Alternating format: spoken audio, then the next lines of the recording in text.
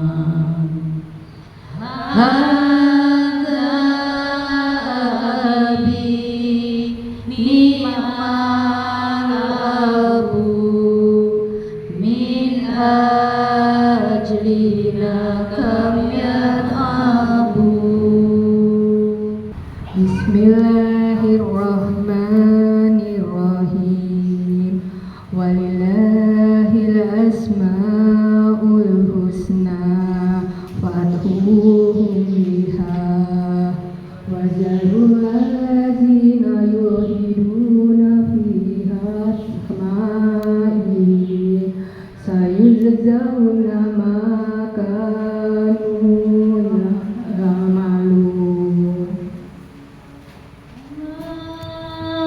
يا الله يا الله يا رحمن يا رحيم يا مليك يا قدوس يا سلام يا مؤمن يا مهيمن يا عزيز يا جبار يا متكبر يا خالق يا باري يا مصور يا غفار يا قهار يا وهاب يا رزاق يا فتاح يا عليم يا خبير يا بصير يا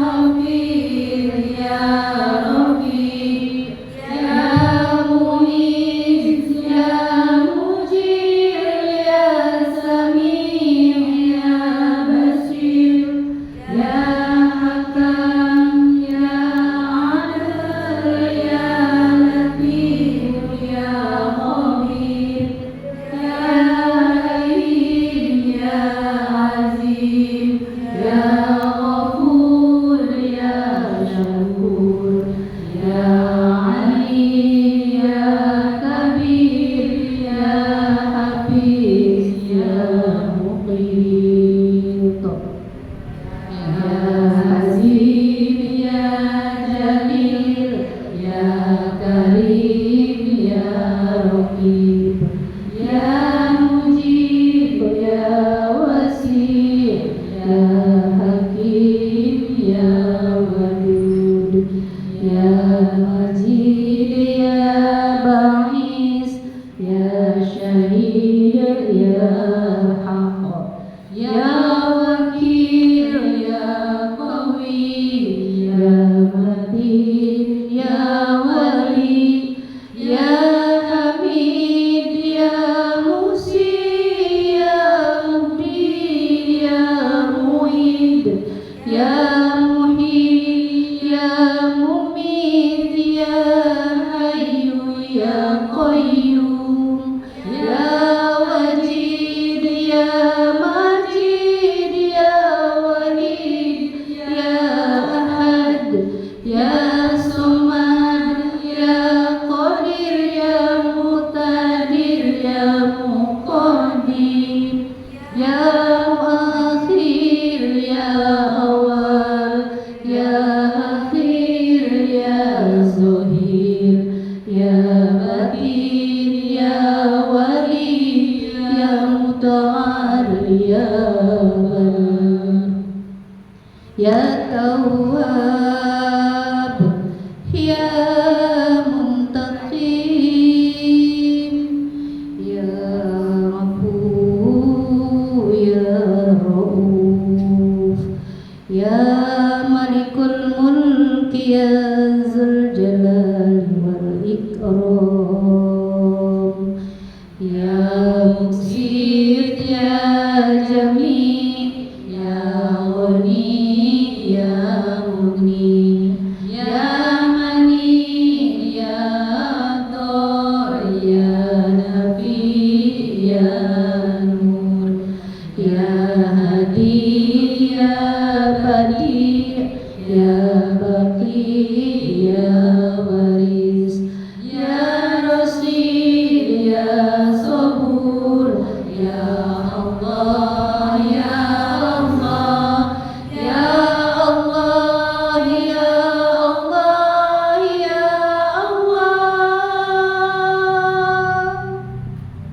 Allahumma salli wa sallim wa barik alaihi.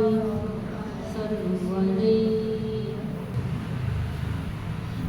Alhamdulillahirrahmanirrahim. Semoga dengan pembacaan Asmaul Husna tadi menambah keberkahan dari majelis kita hari ini. Amin ya robbal alamin. Sebelumnya izinkan saya untuk membacakan susunan acara hari ini. Yang pertama tadi ada sholawat, kemudian nanti akan dilanjutkan dengan penampilan marawis, kemudian pembacaan ayat suci Al-Quran oleh Bu Yosi dan dilanjutkan sari tilawah dengan Umi Kamto, dan masuk ke dalam acara inti kita, tausiah dan tanya jawab. Selanjutnya penampilan dari tim marawis. Assalamualaikum warahmatullahi wabarakatuh. Waalaikumsalam warahmatullahi wabarakatuh. Allahumma sholli wa sallim wa barik alaihi. Iya, makasih. Iya, kayaknya kurang ini.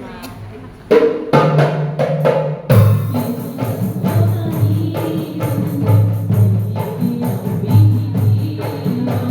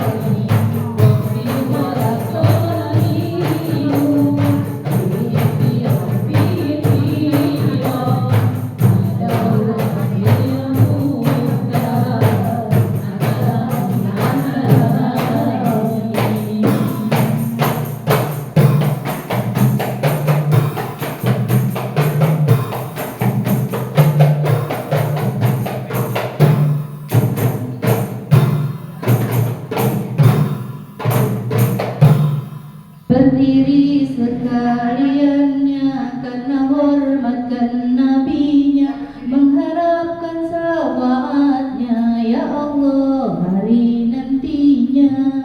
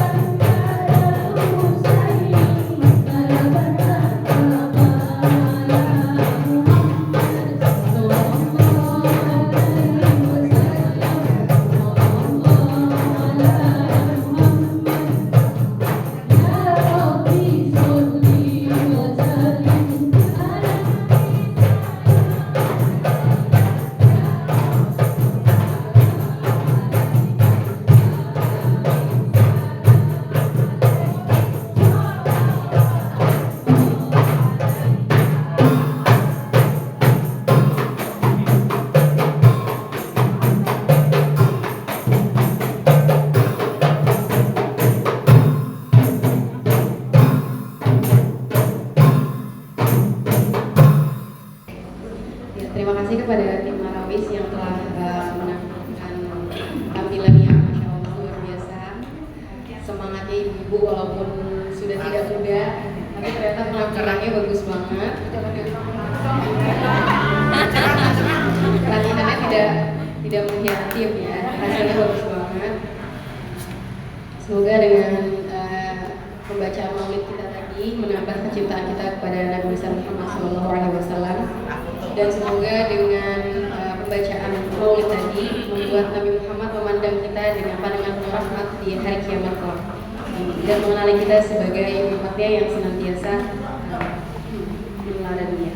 Selanjutnya pembacaan Al-Quran yang akan dibacakan oleh Ibu Yosi dan sari tilawah oleh Bu Umi Kamto. Kepadanya dipersilakan.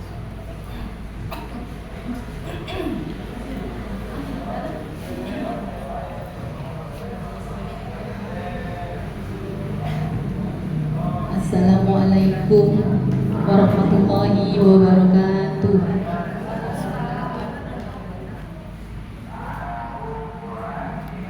A'udzu billahi minasy syaithanir rajim. Bismillahirrahmanirrahim. Wasta'inu bis-sabri was-shalah wa innaha lakabiratun illa 'alal khashiyin. Bismillahirrahmanirrahim.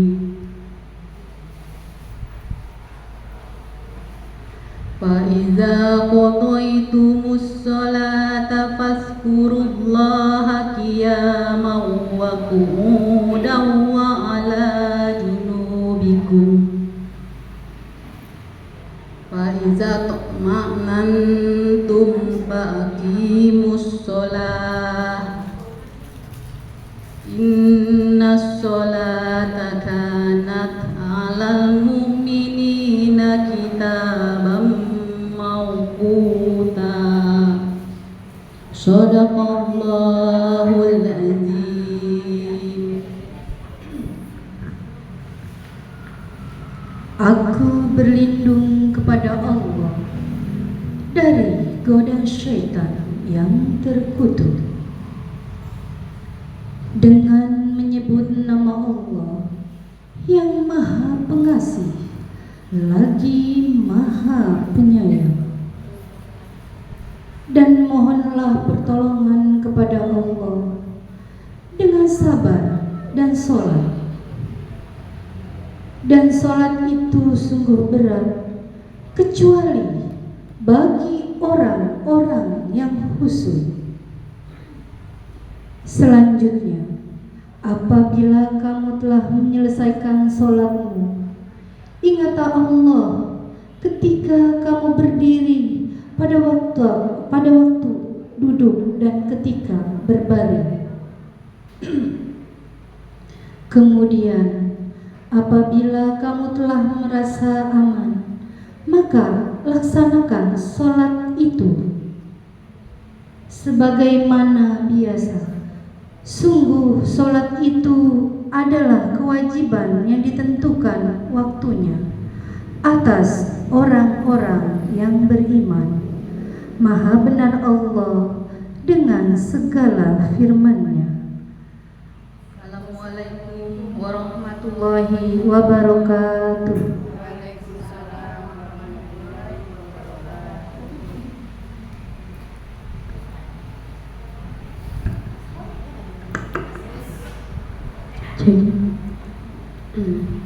Sadaqallahul. Terima kasih kepada Ibu Yosi dan Bu Umi Kamto atas pembacaan Al-Quran dan sari tilawahnya. Semoga yang membaca dan mendengarkan dengan seksama mendapatkan pahala dari Allah Subhanahu wa Ta'ala.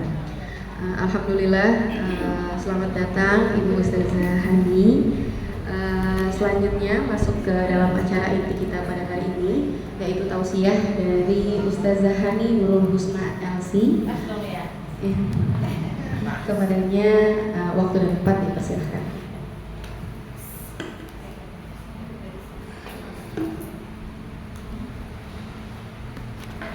Bismillahirrahmanirrahim. Assalamualaikum warahmatullahi wabarakatuh. Waalaikumsalam. Ya, Ibu sehat? Alhamdulillah.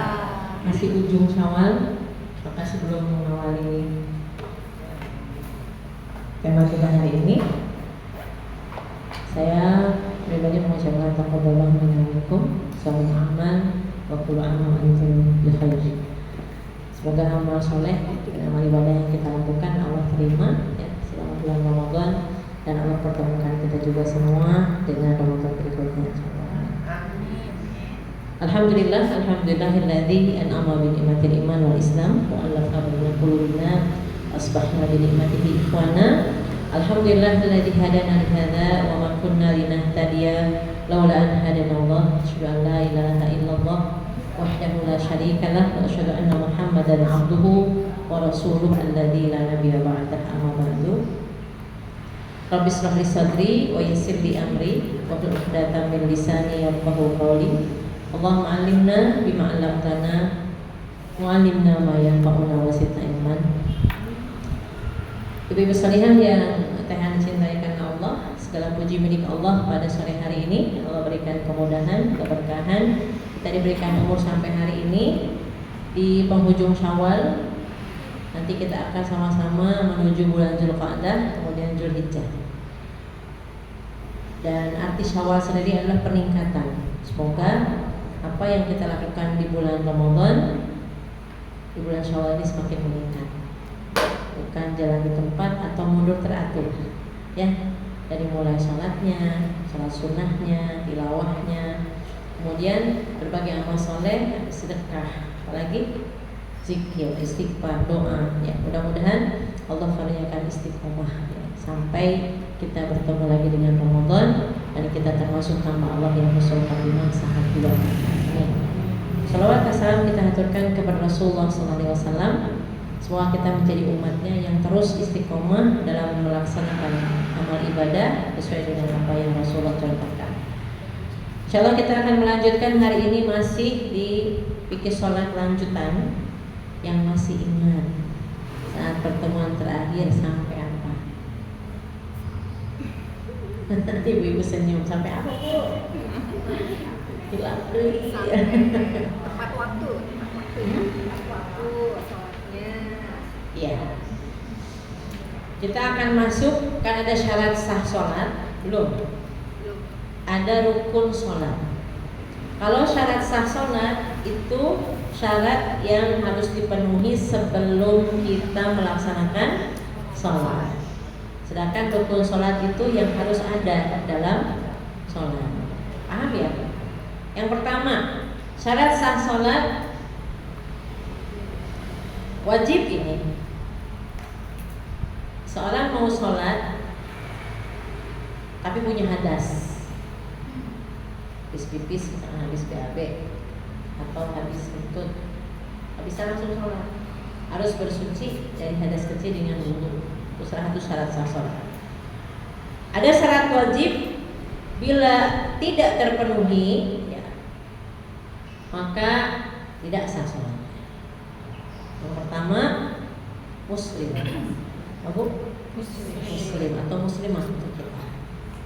Jadi ada orang non-muslim mencoba, asal mau ikutan sholat. Bu, mau sholat dong. Walaupun dia ikut-ikutan, kalau syaratnya belum terpenuhi, itu seorang muslim, muslimah, terima nggak sholatnya? Nggak diterima. Kalau mau jadi muslim dan non-muslim ya syahadat, pintu masuk. Itu yang pertama. Seorang harus beragama Islam terlebih dahulu, baru setelah syahadat ada sholat.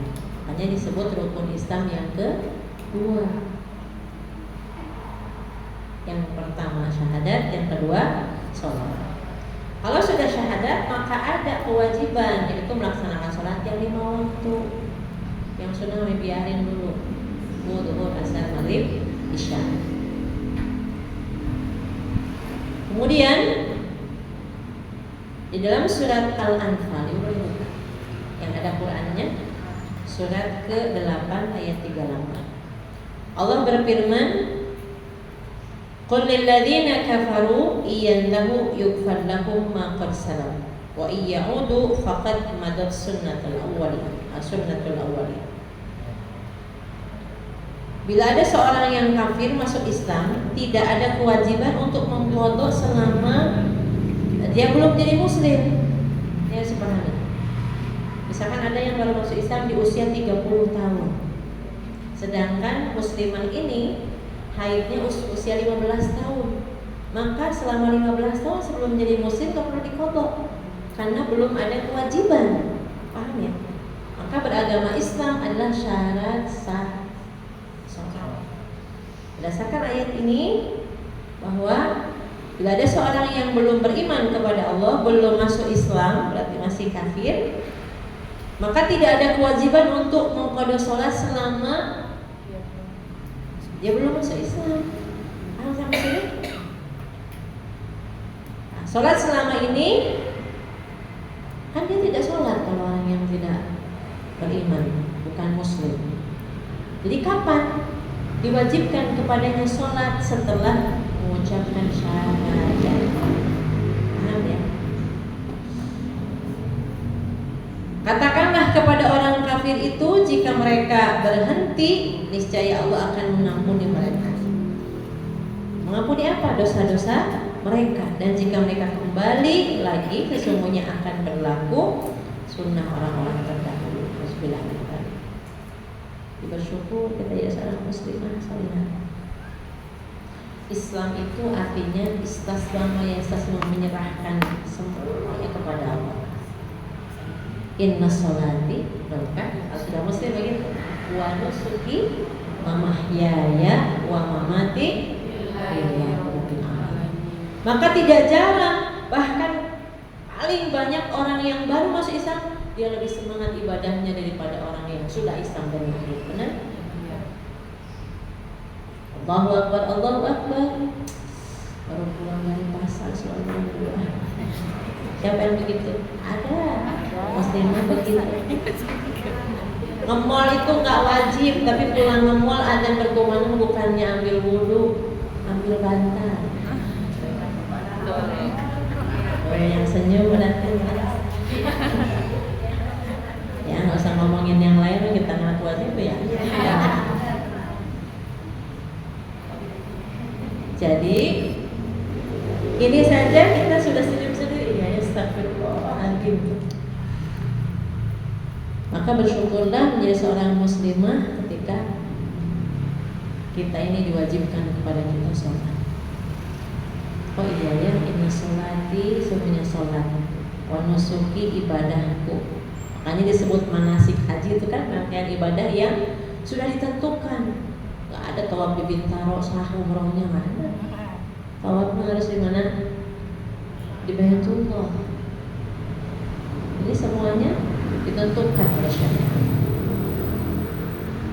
Jadi kalau kita mau menjadi orang yang mendapatkan pahala janji akan diselamatkan dari api neraka, Allah janjikan orang itu dapat surga kalau melaksanakan perintah Allah, kemudian dilindungi dari api neraka kalau mentaati perintah Allah, maka bersyukur jadi seorang muslimah. Karena ketika jadi seorang muslimah ada kewajiban yang bisa menyelamatkan kita dunia akhirat, adalah kewajiban yang kedua setelah syahadat adalah sholat. Ya, baik, ibu-ibu salihah. Berdasarkan sabda Rasulullah SAW dalam sebuah hadis riwayat Imam Ahmad, Tabrani dan Baihaqi dari sahabat Amr. Kalau Umar, suami Teh Ani kan namanya Umar, yang nganterin tadi. Ain mim ro, Umar. Tapi kalau Amr ada wawunya di ujungnya, Amru gitu kayak itu. Dari Amr bin As, anna Nabiya sallallahu alaihi wasallam qala al-islamu yajubu, al-islam yajubu ma qablahu. Bahwasanya Rasulullah bersabda, keislaman seseorang akan menghapus semua dosa sebelumnya. Makanya ada orang tua ahli maksiat, berzina, mabuk, minuman keras, pokoknya semua dosa, judi, karena dia bukan muslim. Masuk Islam saja, kemudian wahasuna islamuhu, wahasuna islamuha, memperbagus agamanya, dia sholat, belajar, kemudian setelah itu dia belajar berpuasa, orang perempuan belajar menutup aurat. Keislaman orang tersebut menghapus dosa sebelumnya. Jadi begitu dihitungnya sejak dia masuk Islam. Maka Allah Maha Rahim, gak ada kata terlambat. Ibu kalau banyak orang-orang yang masih belum masuk Islam itu usianya kan panjang ya, dia sampai sepuh sekali, pakai tongkat, ternyata dia bukan muslimah, rambutnya udah putih sekali. Ada hikmah diberikan usia panjang. Semoga di akhir hidupnya masuk Islam kan gitu ya. Maka bersyukur kita sudah muslimah sejak kita dilahirkan. Maka dari situlah kita berdoa, memohon ampunan untuk kedua orang tua kita yang tidak merubah kertas putih itu jadi berwarna Nasrani, Yahudi, Majusi. Ini wali-walidayya warhamhuma kama rabbayani shaghira. Jadilah istri yang salihah, jadi ibu yang salihah, jadi anak yang salihah, karena itu bisa mengangkat derajat dan menghapuskan kesalahan orang tua kita, insyaallah ya. Nah, ibu salihah itu yang harus kita ketahui. Maka syarat sah sholat pertama adalah masuk Islam dulu, baru diwajibkan sholat. Berarti kalau sudah muslimah dari lahir, sejak balik itu diwajibkan. Maka syarat yang kedua adalah baligh. Orang yang baligh berarti laki-laki itu ihtilam, mimpi basah, menunjukkan itu balighnya seorang laki-laki. Kalau ibu tanya aja sama suami, mimpi apa sih? Mimpinya entah apa, yang jelas ketika bangun dari mimpi, dari tidur itu ada mani, ada air mani yang ada di pakaian dalamnya, maka tidak bisa langsung sholat, harus mandi wajib. Apakah perempuan juga ada yang mimpi basah? Ada. Bahkan yang sudah menikah, LDR sama suaminya, tiba-tiba lihat suaminya doang, terus dipeluk sama suaminya di mimpi, padahal lagi puasa Senin Kemis. Habis sholat duha ketiduran, tiba-tiba mimpi saking kangennya sama suaminya. Pas bangun dari mimpi, apa ini basah?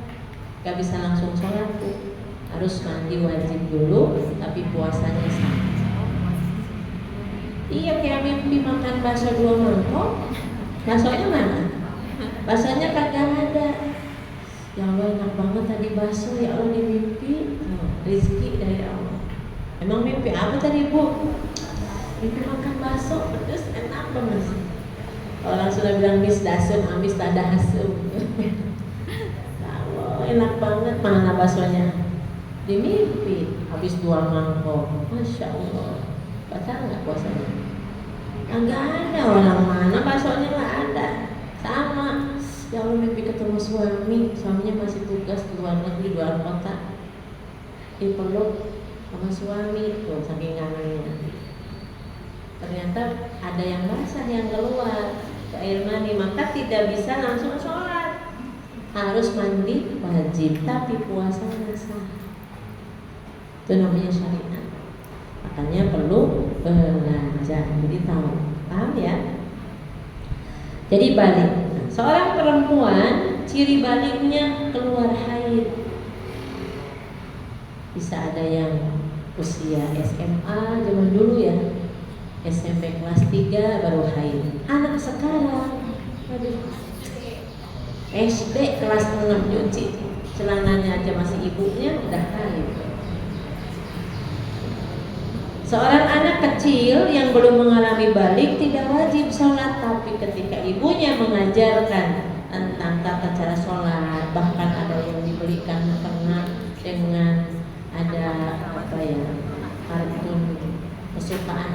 itu agar dia mau pakai mukena. Mana mukena kakak? Sama adik mana? Mau mana? Sejadahnya mana? Biar aja Bu. Itu menyemangati mereka untuk mau sholat pakai mukena dengan kesukaannya, ya. Biar aja. Di usia kapan? Sejak kecil boleh. Tetapi usia 7 tahun sudah mulai lebih diajarkan lagi. Karena usia 10 tahun kalau dia tidak mau sholat maka dipukul anak itu, tapi bukan dipukul melukai, tapi mentarbiyah. Maka dicari dipukulnya tempat yang banyak dagingnya, bukan mematahkan tulang. Cuma ADRT kalau di rumah tangga itu kekerasan ya. Dalam mendidik anak tidak ada demikian. Namanya mengajari supaya anak itu tahu bahwa perintah sholat bukan perintah biasa. Karena Rasulullah SAW pun bukan diperintahkan untuk sholat 5 waktu saat Rasul di bumi, tapi diangkat ke langit saat peristiwa Isra Mi'raj. Gitu ya, Salihah.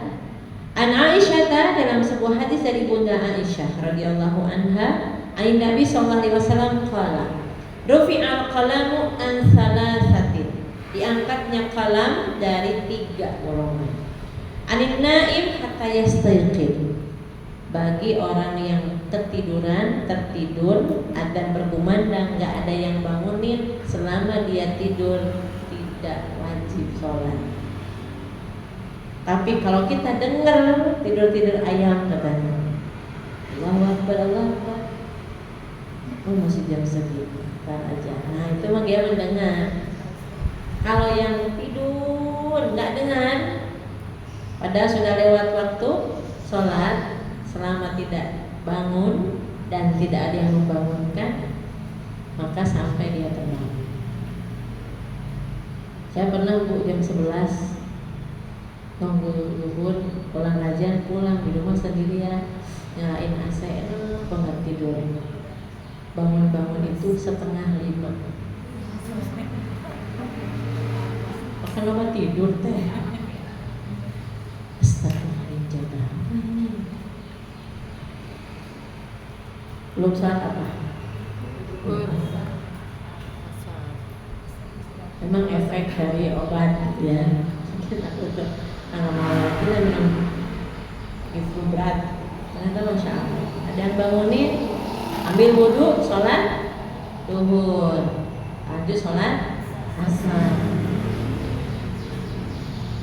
Itu bukan menjamak sholat, tapi mengkodok sholat saat ketiduran. Jadi kalau adzan asar pas bangunnya pas asar, maka boleh asar dulu baru duhur. Paham Bu? Demikian juga kalau terbangunnya ibu tiba-tiba tidur 3:30 habis asar, bangun jam 8 malam, berarti belum maghrib. Kalau ada ngajak berjamaah Isya, berarti ibu belum maghrib, silahkan Isya dulu baru maghrib, namanya mengqadha salat saat ketiduran. Wa anis saghiri hatta yakbur. Dalam hadis yang lain, anis sabi hatta yakna. Anak kecil sampai dia berakal, sampai dia mumayyiz, bisa tahu membedakan mana yang salah mana yang benar. Wa anil majnuni hatta yaqila. Ya, kalau anak kecil sampai yahtalima. Kalau masih kecil sampai balik. Kalau yang gila sampai dia sembuh. Termasuk kalau yang pingsan, yang pakai obat anestesi dipingsankan kan? Selama dia belum sadar maka belum wajib dan tidak wajib. Tapi setelah dia sadar, tadi kelewatnya sholat apa saja maka diqadha sholat. Misalkan dia pingsan dari mulai pagi sampai waktu asar, jadi ada duhur ada asar. Nah, sudah mulai ingat, silahkan nanti ada asar berkumandang, dari duhur belum sholat karena kamu belum sadar. Paham Salihah? anis sabiyi, anak kecil sampai yahtalima, berarti ketika muslimah sampai haid, sampai balik. Baliknya perempuan keluar darah haid. Kalau yang nggak keluar darah haid, ya kira-kira kebanyakan orang haidnya umur berapa? Ya. Kemudian meskipun seorang anak kecil belum balik, tetap dianjurkan untuk orang tua mengajarkan sholat. Muru auladukum bis sholat. Sedangkan mereka usia 7 tahun sudah diajar. Nak sholat. Sholat, nah kan sudah mulai naikin suaranya ibu-ibu ya. Ibu nyuruh sholat suka ada naikin suara? Itu saja. Sama melotot matanya. Kalau enggak, matiin TV-nya ya. Handphonenya diambil sama ibu. Ada bu, susah mengajarin anak sholat. Ya kita flashback aja, kita dulu bagaimana orang tua. Kakak, adzan, ya. Sudah sholat belum? Belum. Ntar aja makan belum komat. Ada begitu kalau anak laki-laki. Susah banget. Maka harus sabarnya ekstra. Itu yang saya lihat. Baik. Wadribuhum 'alaiha li asyri sinin. Kalau tidak mau sholat maka pukullah mereka di usia 10 tahun. Wa farriqu bainahum bil madaji', dan pisahkan tempat tidur mereka yang saat usia itu. Yang perempuan juga jangan satu selimut di usia yang sudah usia sebagaimana di hadis ini. Kalau di usia 7 tahun bisa pisah, bagus. Kalau tidak minimal sudah mulai dipisahkan di usia 10 tahun. Kalau belum ada ruangannya ya berarti satu ruangan tapi beda tempat tidur. Jangan satu tempat tidur ya. Alhamdulillah. Di dalam surat Toha, nanti boleh ibu buka surat Toha ayat ke-132. Allah berfirman khusus dalam bab salat. Wa'mur ahlaka bis salati wastabir 'alaiha. Perintahkanlah kepada keluarga kalian itu sholat, dan dalam proses mengajak, memerintah keluarga untuk sholat sebagai rukun Islam yang kedua itu harus ekstra sabar. Ya bu, ibu yang lagi duduk ketika anaknya belum beranjak dari handphonenya, kalau anak diminta untuk kakak sholat masih rendah suaranya, masih belum beranjak juga.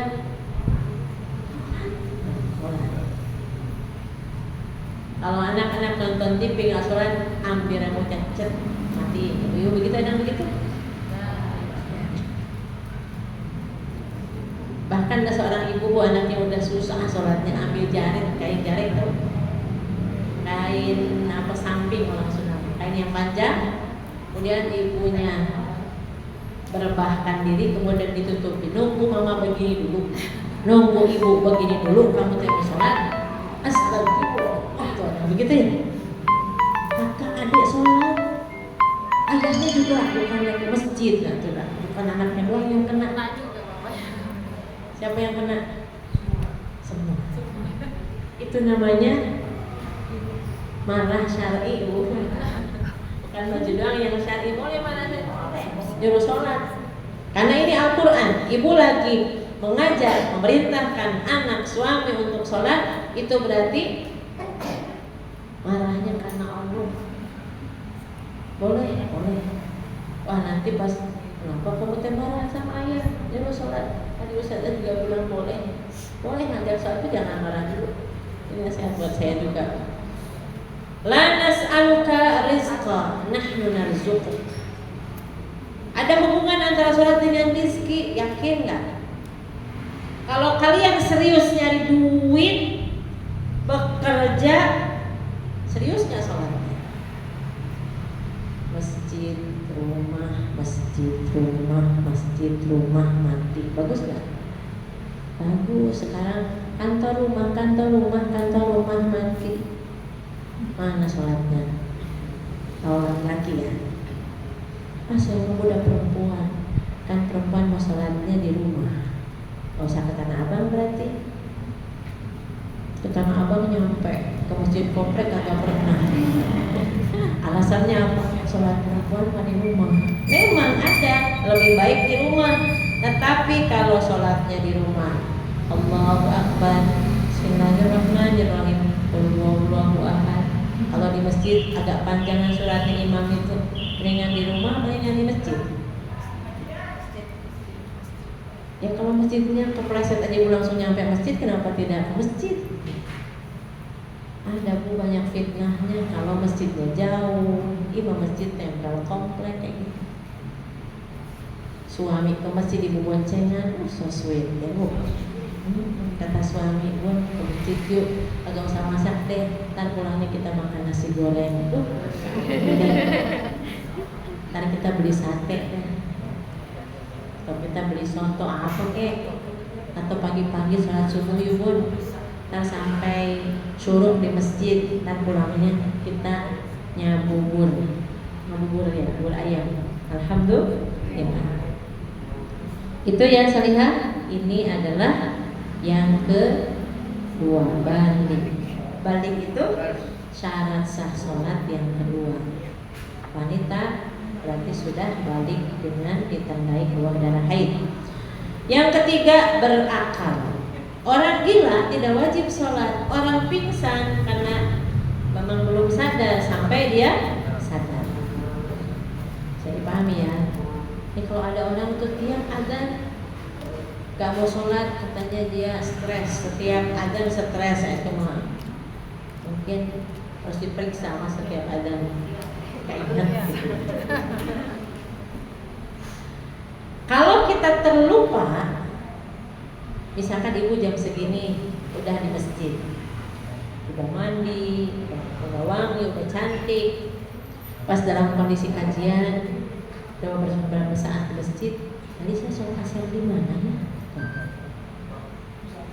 Tadi saya sholat asar di mana? Ternyata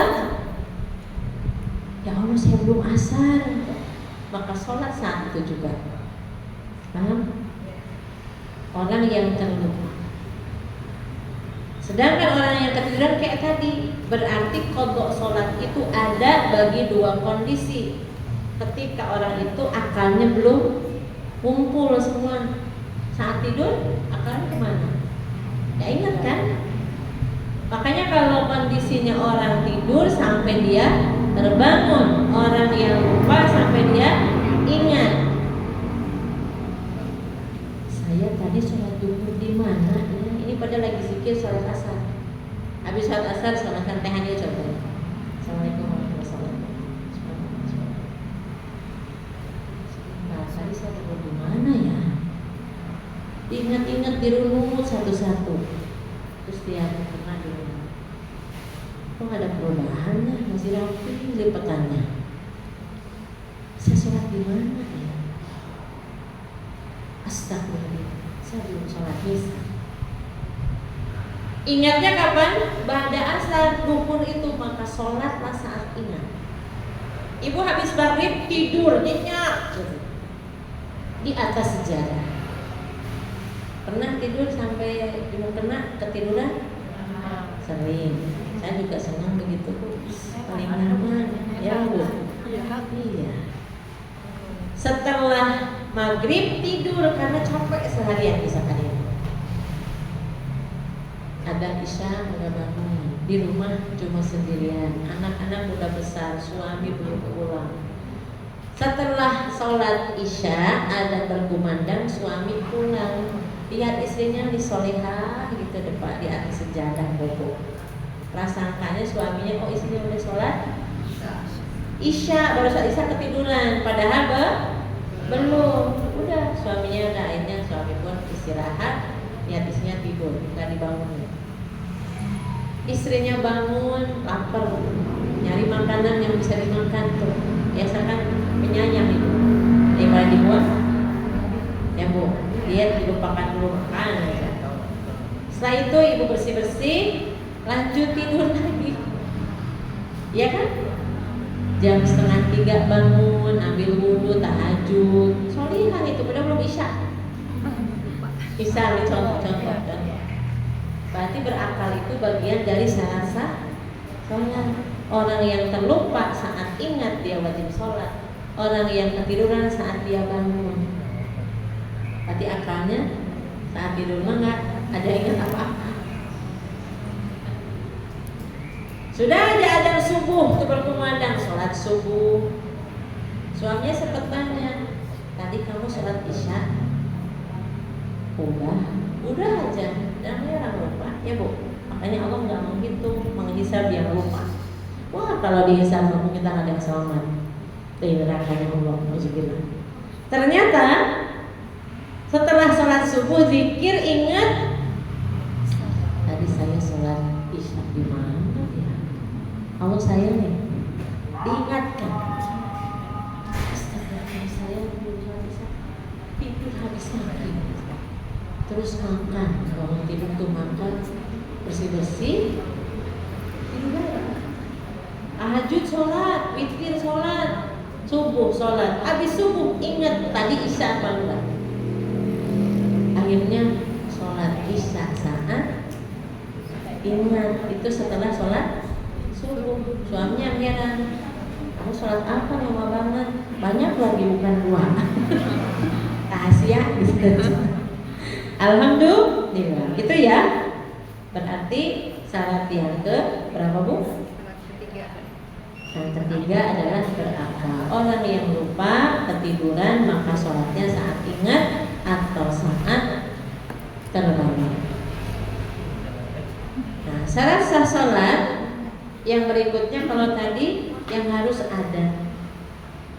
Pertama muslim, muslimah. Yang kedua balik, yang ketiga berakal. Jadi 3 hal ini adalah syarat yang wajib dalam sholat. Harus muslim, muslimah, harus balik, harus berakal. Paham? Yang selanjutnya, dalam syarat sah sholat ada hal-hal yang harus dipenuhi sebelum sholat dilaksanakan. Oh tadi syarat yang harus ada 3 hal. Sekarang kalau mau sholat, apa yang harus dipenuhi dulu? Adzan berkumandang, tanda masuknya waktu. Jam menunjukkan sudah masuknya waktu. Makanya lihat tuh di setiap masjid ada waktu subuh.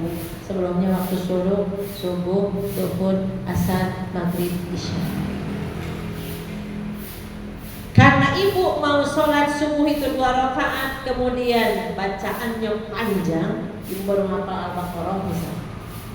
Amin ya bu. Al-Fatihah, kemudian lanjut Al-Baqarah. Ya nggak apa-apa lumayan.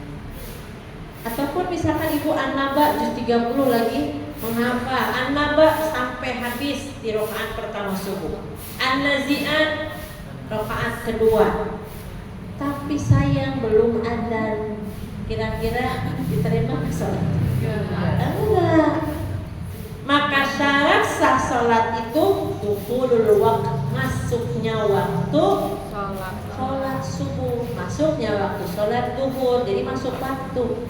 Kalau nggak lihat jam, waktu Tangerang Selatan, waktu Tangerang Kabupaten, waktu Tangerang Kota, misalkan waktu daerah Jawa Barat, Bandung dan sekitarnya, beda dikit saja belum boleh. Sama seperti ketika buka puasa, ibu mau nggak? Itu udah azan tuh di Bandung, ini udah pada buka, udah atuh, udah orang Bandung duluan. Tapi kita mau minum nggak? Belum. Walaupun memang itu ditunggu-tunggu oleh orang kaya, orang miskin, orang puasa. Ini minuman udah tersedia di semuanya, makanan yang disukai, yang dipengenin dari tadi. Belum ada ya? Belum. Berapa menit lagi? 10 menit. Lama banget. Padahal itu dari sekian jam udah kuat. Tunggu 10 menit itu lama banget. sok atuh minum sekarang, ayo minum sekarang, kita dikasih uang 1 juta. Wah, mau. Kenapa coba? Belum waktunya sekarang. Ibu mau pergi ke Bandung misalkan, dadan belum ya? Apa yang dadan dulu? Kan ke Bandung, kalau mau pergi, aduh semangat itu sholat. Ada. Kalau mau pergi, nanyain waktu sholat. Udah gaya, udah rapi. Belum adzannya, belum adzannya. Coba kalau nggak kemana-mana, lagi di rumah, nungguin adzan nggak? Azan nungguin ibu. Azan sudah jam 1 lewat ya. Adzan udah dari berapa jam yang lalu? 1 jaman kan, kalau adzannya jam 12, ini udah jam 1. Sudah berlalu 1 jam. Kitanya belum wudu, belum mau melaksanakan sholat. Kalau belum 1:30, belum wudu. Jadi masing-masing ada waktu, timer masing-masing. Ayo atuh wudu. Ya bentar. Waktunya sudah ditentukan dalam syariat. Kenapa subuh jam segini? Kenapa zuhur jam segini? Kenapa asar jam segini? Kenapa maghrib jam segini? Alhamdulillah kita mah sudah ada jam, ada muazin. Zaman dulu pakai bayangan. Bayangan sudah lebih panjang, bayangan sejajar sama persis dengan aslinya itu waktu apa. Semua ada. Tak cukup sekarang itu lihat jam. Tapi jamnya yang benar bukan dilebihkan buat jam anak sekolah ya. Jam untuk nyiapin sahur biasanya lebih diawalkan. Biasanya ibunya yang nambahin 10 menit biar anaknya tuh udah terlambat, padahal ibunya mah senyum aja udah tahu yang mengatur waktu. Itu ya Salihah, berarti masuk waktu adalah syarat sah sholat. Jadi sebelum sholat dilaksanakan itu harus kita penuhi dulu. Masuk waktu. Boleh nggak sih pas adzan berkumandang Allah Akbar, saking mau buru-burunya kita langsung sholat, adzan belum selesai? Boleh. Cuma sayang aja ibu nggak jawab adzan. Kehilangan kesempatan menjawab adzan. Kemudian kehilangan kesempatan ada waktu dikabulkannya doa antara adzan dan iqamah. Atau cicing atau 10 menit, 5 menit habis sholat, habis adzan. Ya kalau mau pergi lihat ibu-ibu deh, bolak-balik itu bolak-balik dulu adzan ya, belum adzan. Kalau mau pergi, ada yang begitu ibu-ibu? Ada. Allahu Akbar, Allahu Akbar. Kalau sholat cepet-cepet, kadang betul nggak bu? Astagfirullah. Coba kalau di rumah, nggak mau kemana-mana, lewat juga. Kalau sudah pegang pisau, pegang sayuran, lagi di dapur, boleh masukkan. Adzan asar bentar lagi adzan, kitanya lagi masak sayur asem di dapur. Ya bu. Lagi metikin daun melinjo, lagi kupas bawang merah, bawang putih, udah mateng. Adzan asar berkumandang, alhamdulillah udah asar. Itu nganggur tuh, kompor satu lagi, pempek matahu belum digoreng. Ada yang bisikin begitu nah bu? Ya udah deh, mumpung lagi goreng pempek sama tahu, nyambel deh. Udah nyambel, enakan mandi dulu, ada nggak? Ada sampai realistis ya bu, dan memang terjadi. Akhirnya harusnya jam 4 itu sudah selesai sholat, itu mandi dulu ibunya. Hati-hati bu, setan itu menghiasi sesuatu menjadi indah. Yang begitu itu. Akhirnya masuk kamar mandi jam 4 karena mau mandi biar nggak bau bau terasi, biar nggak bau masakan. Betul nggak? Betul kan? Sebetulnya ini bagus nggak? Bagus. Tapi lihat, kalau tiap saat begitu nggak dirubah, masya Allah. Lama-lama ada yang jadi karakter. Sebenarnya yang saya buat hari ini.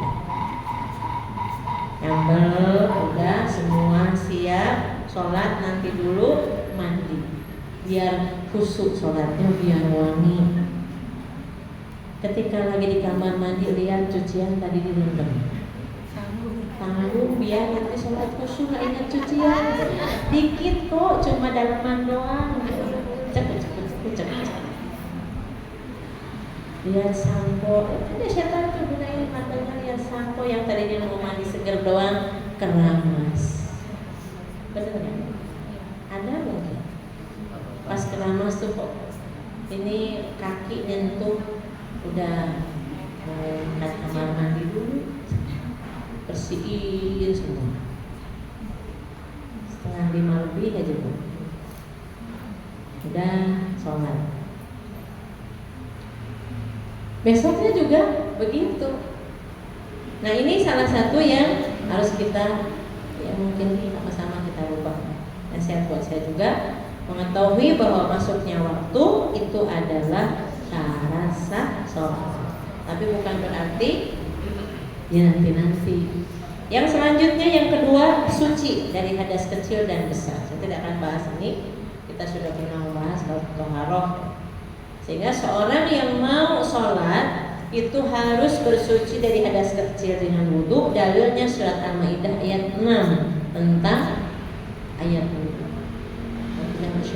Bismillahirrahmanirrahim. Ya ayyuhalladzina amanu idza qumtum ilas sholati. Kalimat idza, apabila Anda, wahai orang beriman, apabila akan melaksanakan sholat, berarti sebelum sholat dilaksanakan, maka agsilu wujuhakum wa aydiyakum ilal marafiq wamsahu bi ru'usikum wa arjulakum ilal ka'bayn. Maka wudu itu adalah syarat sah sholat untuk menghilangkan hadas kecil. Kemudian untuk hadas besar, wa in kuntum junuban fatahharu. Kalau kalian junub, hadasnya besar, mimpi basah, keluar mani, ataupun apalagi dia bersentuhan, Mrs. P dengan Mr. P bersentuhan, sentuhan doang Bu. Kalau sudah bersentuhan tanpa penghalang, maka walaupun tidak sampai hubungan suami istri, tetap wajib mandi. Anggung ya Bu. Maka itu wajib mandi, wajib baru boleh sholat. Nah kalau ternyata dalam kondisi punya hadas kecil, pipis, BAB, kentut, atau hadas besar, baru selesai haid, baru ibadah dengan suami, hubungan suami istri, atau mimpi basah, itu kan hadasnya besar. Kemudian mau mandi, mau bersuci, menggigil, sakit, atau dalam kondisi di perjalanan tidak ada air, maka cukup tayamum mengganti untuk jadikan kita bersuci dari hadas kecil dan besar itu dengan tayamum cukup. Bukan karena ini hadasnya besar terus guling-guling di debu, nggak ada. Cukup sama menghilangkan hadas kecil, mengganti wudhu dengan melempukkan tangan, tepuk tangan ke tempat area yang ada so'id dan thayyibah dinding. Kalau di pesawat berarti belakang kursi pesawat bisa, atau misalkan di rumah di dinding, atau misalkan ada ranjangnya ya, kemudian ada dudukannya, maka kita juga bisa. Kalau ternyata sakitnya parah tidak bisa bergerak, maka ditayamumi. Putrinya, neng tayamumin ibu, teteh tolong tayamumin ibu. Kita tepuk tangan kita, lalu usapkan ke yang sakit. Bedanya apa? Kalau mengusapkan kepada yang sakit, maka semua wajah setelah ditiup, setelah tepuk begini, tiup, usapkan ke wajah semuanya, lalu ke, kalau orang itu mentayamumi orang sakit, berarti semua lapak-lapaknya juga diusapkan dari wajah, lalu diusapkan semua. Tapi kalau kitanya yang sakit, kondisinya tidak memungkinkan atau tidak ada air atau musafir, cukup usapan ke wajah, cukup sampai punggung kanan. Paham Salihah? Itu kalau kitanya yang tayamum. Kalau mentayamumi, semua bagian tangannya harus dikenai dengan tangan yang kita tempelkan ke area syai dan thayyibah atau ke tempat yang ada debunya. Itu ya Ibu Salihah. Itu pengganti. Makanya bersuci dari hadas kecil dan besar, hadas kecil dengan wudu dan hadas besar dengan mandi wajib, atau keduanya bisa diganti dengan tayamum kalau sakit, musafir dan kondisi tidak ada air. Ini menunjukkan bahwa orang itu serius melaksanakan syarat sah sholat agar kita diterima sholatnya, yaitu bersuci. Karena dalam hadis Rasulullah, untuk melengkapi ayat tadi, Rasulullah bersabda dari Umar, anna Rasulullah SAW qala, ia berkata, kemudian bahwasannya Rasulullah bersabda, la yaqullahu sholatan, Allah tidak menerima sholat seseorang bighairi tuhurin, tanpa bersuci. Ini menunjukkan antara ayat Al-Quran dan hadis menunjukkan bahwa salah satu syarat sah sholat adalah bersuci, sehingga Allah terima sholat kita insya Allah. Yang ketiga, suci badannya. Kalau tadi kan suci dari hadas kecil, kitanya kentut, kitanya BAB atau pipis, kita nggak bisa langsung sholat, harus berwudu. Kitanya baru suci dari haid, belum mandi wajib, maka kita harus mandi junub. Atau habis hubungan suami istri, mandi junub dulu baru boleh sholat. Nah sekarang kita gendong anak kecil, cucu ke anak kita yang masih muda, punya anak masih bayi misalkan ya, nggak pakai pampers, baru digendong habis mandi, tiba-tiba karena anaknya laki-laki kena baju pipisnya.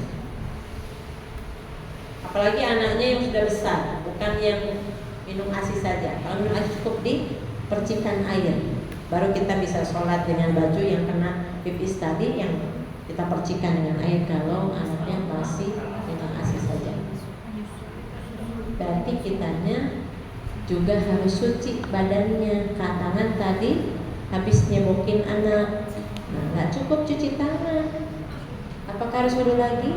Dia hanya wudu lagi.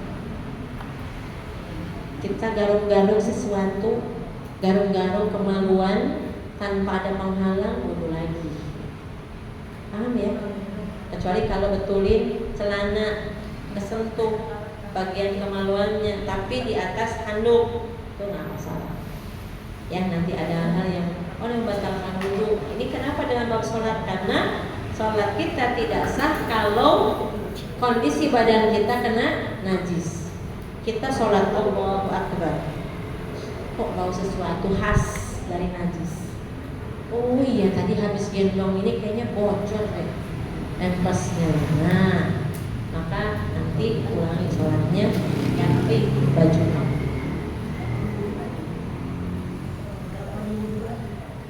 Kalau mau lagi silahkan. Yang jelas ini mungkin kena tadi pas gendong. Karena khas kan ini penciuman Allah kasih mencium sesuatu yang khas najis. Allahu Akbar. Udah satu rakaat nih, ketika sujud tuh kok pusing nih. Nah gitu ya.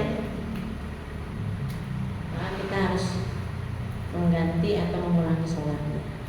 Tapi ketika kita assalamualaikum baru menyadari bahwa ini darah apa ya?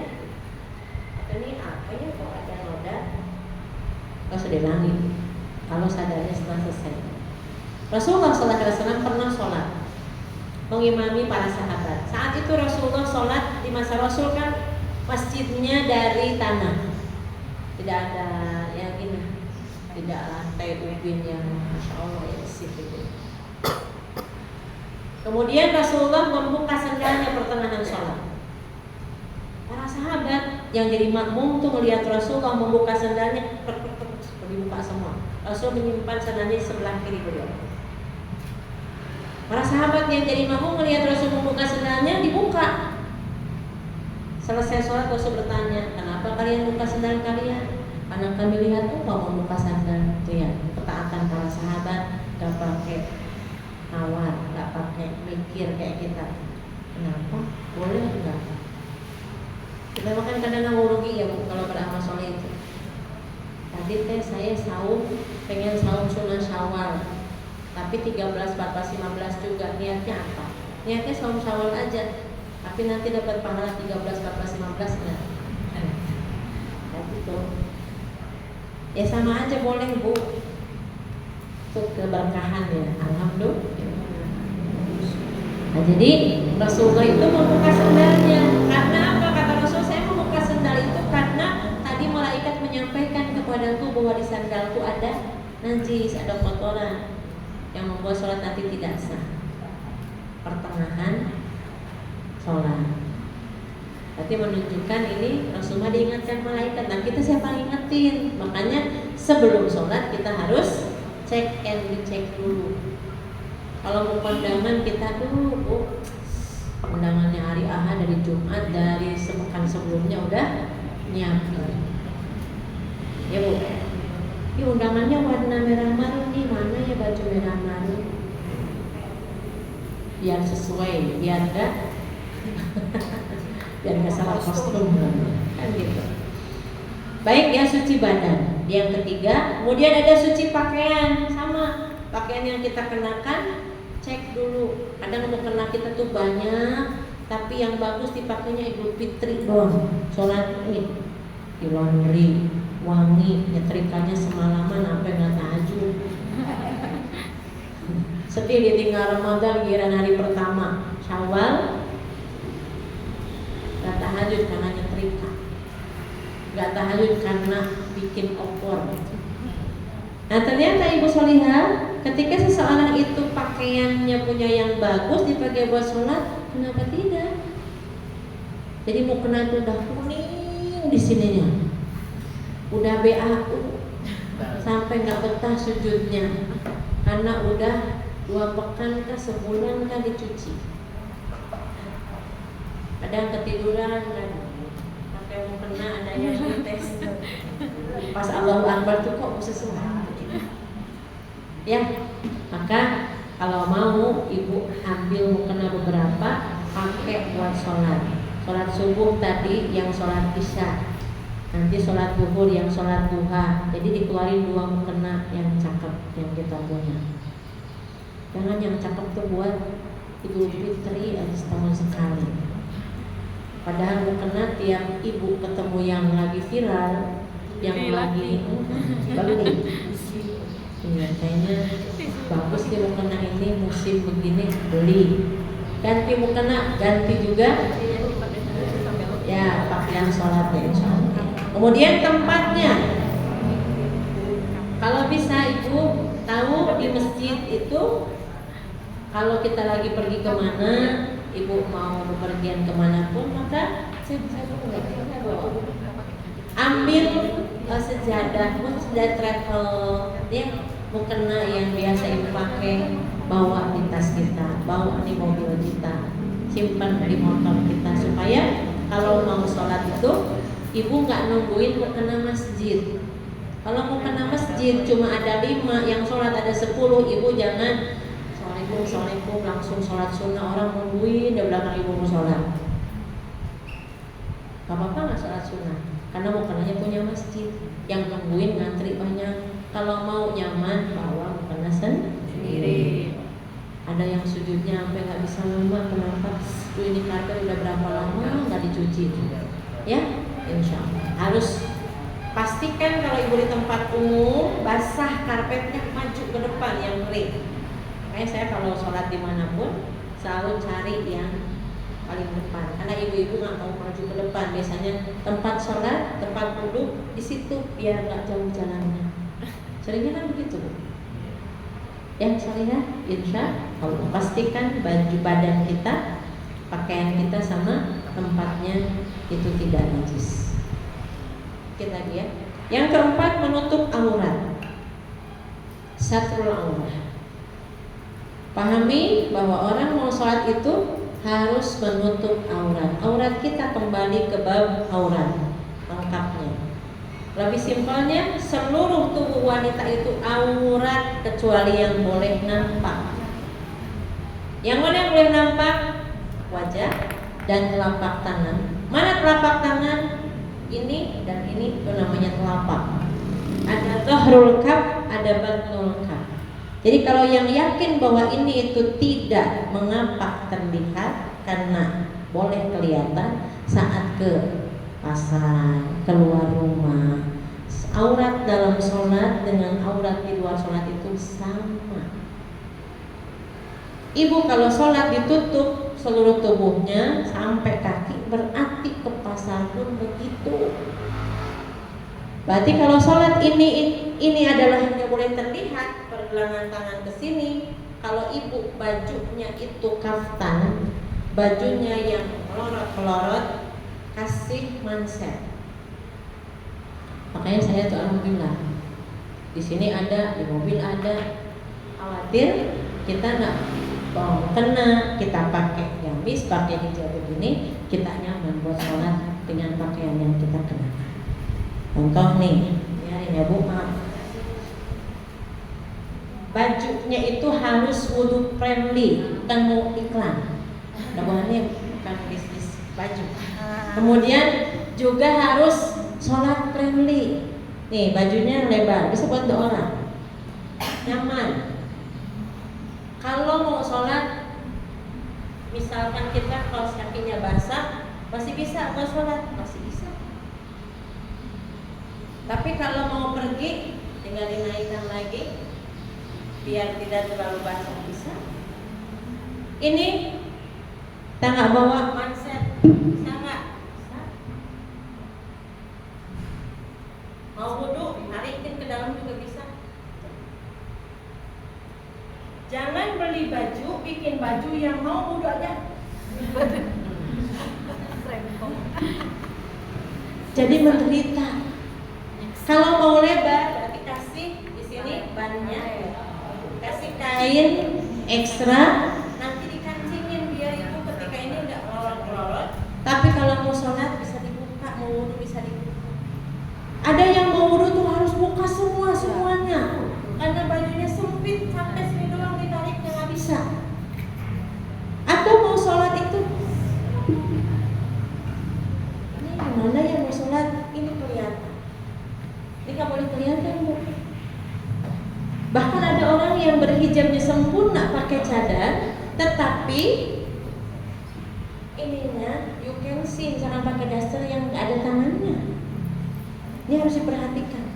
Mau pergi kemanapun, ibu harus seperti ibu lagi sholat. Bukan harus pakai mukena, ya. Kaos kakinya dicuci teh.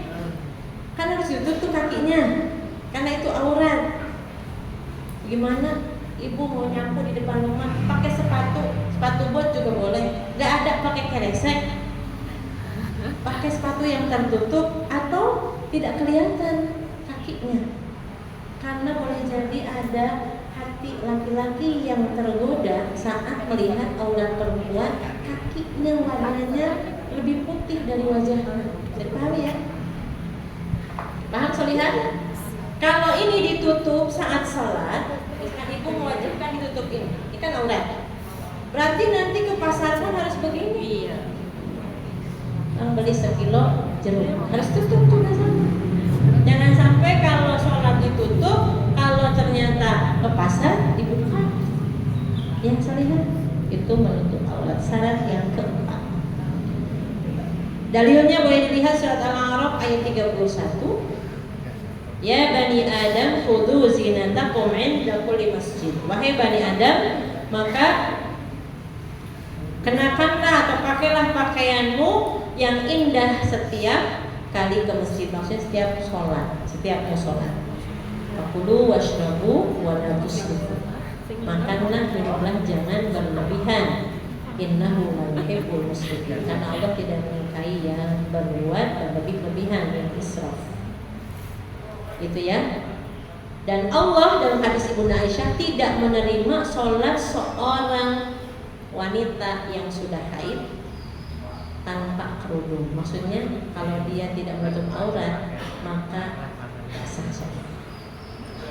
Ada juga yang mengartikan arti ini, wanita yang sholat tapi nggak pakai kerudung, apa arti sholatnya? Gitu. Kayaknya untuk ibadah sholatnya, pahalanya untuk menghapuskan dosa membuka auratnya saat setelah sholat. Maka mudah-mudahan kita doakan muslimah yang belum berhijab ketika memahami syarat sholat itu harus menutup aurat, maka Allah mudahkan mereka untuk menutup aurat, insya Allah. Yang selanjutnya menghadap kiblat, istiqbalul kiblah.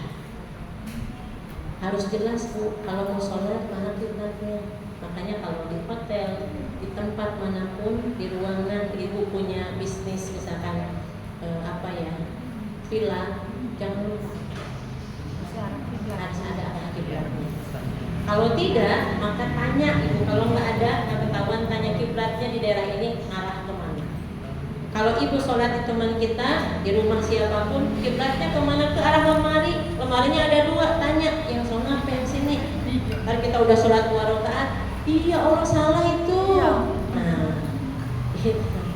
Tapi kalau tidak ketahuan, ibu di gunung, di wilayah yang tidak tahu kiblatnya kemana, sudah pakai handphone juga, nggak kedetek kiblatnya di mana, maka kemanapun kita menghadap, maka di situ ada Allah. Fa'aina ma tuwallu fathamma wajhullah. Demikian juga saat berkendaraan, saat naik pesawat, saat naik apalagi kereta, kemana menghadap ke situlah kita juga sholat menghadap kemana kendaraan itu berjalan. Paham ya? Dan jangan lupa ada niat yang harus kita jadikan sebagai syarat yang utama. Niat itu diucapkannya tidak wajib, tapi niat dalam hatinya wajib. Niat di hati dubur, nah ini sholat dubur. Tapi ibu nggak tahu ngelamun dan gimana? Sholatnya diucapkannya asar nyebutnya. Yang dihitung yang mana? Yang di hati, bukan yang diucapkan. Paham ya? Insya Allah. Barakallahu fikum. Selesai syarat sah sholat. Mudah-mudahan pertemuan yang akan datang bisa dilanjutkan dengan sholat. Insya Allah. Barakallahu fikum. Istighfar sama-sama. Astagfirullahaladzim. Subhanallah wa bihamdika, asyhadu an la ilaha illa anta, astaghfiruka wa atubu ilaik. Assalamualaikum warahmatullahi wabarakatuh. Yes. Alhamdulillahirrahmanirrahim. Terima kasih Ustazah Hani atas materinya hari ini yang sangat erat dengan kegiatan kita sehari-hari. Semoga dengan mendengarkan dengan seksama tausiah dari Ustazah Hani membuat kita semakin semangat untuk menyempurnakan sholat kita, karena sholat adalah salah satu amalan yang paling utama yang bisa menjadi hari kiamat. Selanjutnya diizinkan untuk 1 orang penanya. Ada yang mau bertanya kepada Ustazah Hani terkait fikih sholat? Assalamualaikum warahmatullahi wabarakatuh. Saya Bruno dari Cornelia. Saya mau nanya ya Ustazah, kita biasanya itu dalam keadaan masih wudu gitu ya. Kadang kan kita nunggu waktu sholat gitu, terus makan, kadang makan. Terus pas kita mau ada waktu sholat, itu apa kita wudu lagi, apa harus kumur-kumur? Itu kadang masih ragu ya, daripada penasaran wudu lagi gitu. Terima kasih Ustaz ya. Assalamualaikum warahmatullahi wabarakatuh. Dalam hal yang membatalkan sholat, tidak ada makan itu batal sholat. Kalau sebelum sholat dilakukan, kalau lagi sholat misalkan ibu batuk-batuk terus minum, kebatal sholatnya. Tapi udah berserah atau bu jadi imam soalnya boleh nggak minum? Nggak boleh. Berarti yang tidak membatalkan sholat itu apa bu? Yang tidak batal sholat apa? Garuk-garuk lagi sholat. Nah sekarang ibu belum sholat, belum takbiratul ihram, karena belum iqomah. Ibu masuk masjid, kemudian ibu lagi puasa, ibu makan kurma, tapi ibu punya wudu, ya, ada kurma, ada buah misalkan. kemudian ibu masuk masjid, lagi saum sunnah, nunggu maghrib, ibu kan nerusin ngemil dulu tuh, atau habis 3, 5, 10, kemudian iqamah dikumandangkan, Allahu Akbar, la ilaha illallah, ibu ambil minum, kumur-kumur, karena ibu gak kentut, gak pengen pempis, gak pengen BAB. Itu yang dilakukan kumur-kumur. Supaya apa? Supaya tidak terganggu saat sholat, nyempil-nyempilin yang nempel di gigi. Akhirnya tidak khusus sholatnya, sah sholatnya, cuma mengganggu kehusyuan aja. Sama seperti ibu kalau mau sholat, jangan pernah menahan pipis atau BAB atau kentut. Makanya kalau mau sholat, saat ibu mau wudhu, cek dulu, jongkok aja atau duduk saja. Kira-kira mau pipis gak dipancing aja, paling keluar. Kalau emang ternyata mau kentut, keluar juga kentutnya sehingga nanti plong semuanya. Ini sudah siap saya mau ketemu Allah, siap saya mau sholat, ya kan? Gak terganggu. Allahu Akbar. Bunyi-bunyi. Kayaknya pengen kentut, keluarin apa nggak usah, nggak usah. Sayang, apalagi udah 4 rakaat. Pas tahiyat akhir itu tambah pengen, udah di ujung banget, kan? Kayak gitu. Iya kayak gitu. Oh, suka kayak gitu. Kira-kira kalau ibu khusyuk, bukan khusyuk sholatnya, khusyuk nahan kentut biar nggak keluar gimana? Ya Karena kan tinggal 1 Iya. rakaat kan. Jadi gimana? Kan gitu. Baiknya gimana? Nah, jadi yang membatalkan sholat itu sama dengan membatalkan wudu. Jadi kalau ibu batal wudunya, berarti nggak sah sholat batal. Salah satunya, ceret. Nah itu berarti perempuan kalau batuk kemudian ada yang keluar cairan itu pasti pipis. Maka itu batal.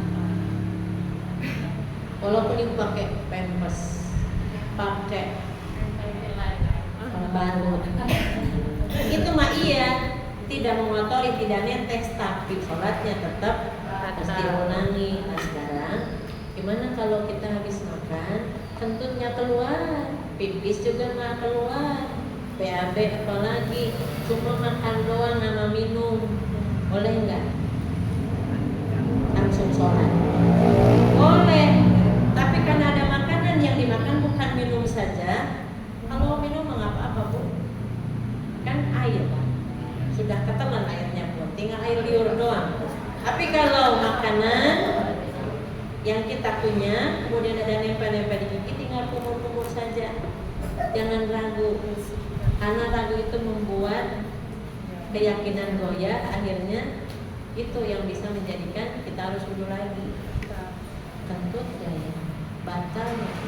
Tadi ibu wudhu, ragu di batalnya, lanjutin sholatnya, lanjutin, nggak usah wudhu. Tapi kalau saya batal nggak ya? Tadi wudhu, nggak tahu wudhu apa kagak, itu mah harus wudhu. Belum jelas wudhunya juga, apalagi batalnya. Nah kalau ibu sekarang udah wudhu tapi ragu batalnya, mas aku tuh nggak batal nggak ya tadi? Batal lah tadi kentut, mas udah nyium baunya, aku ada saksinya. Paham ya? Jadi nggak usah wudhu lagi. Tapi kalau habis makanan yang dipanggang ada. Kalau makanan yang dipanggang, sate, lagi dipanggang api, itu ada yang sunnahnya wudhu.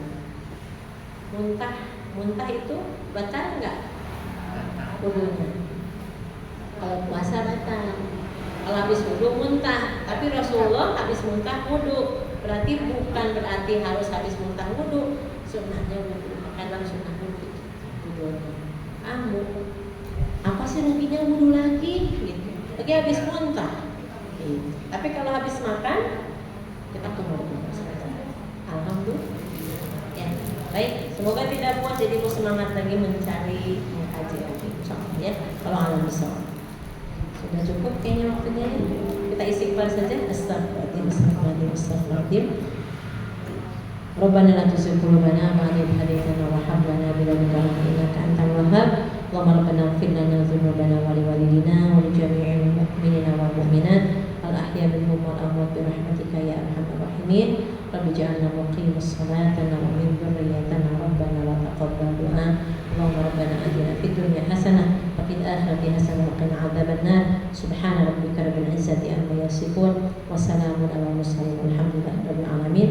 Subhanakallahumma wa bihamdika asyhadu an la ilaha illa anta astaghfiruka wa atubu ilaik. Assalamualaikum warahmatullahi wabarakatuh. Ya, alhamdulillahirobbilalamin, telah sampai di penghujung acara di majelis hari ini. Saya selaku MC untuk diri. Wassalamualaikum warahmatullahi wabarakatuh. Sebelumnya foto bersama dulu ya.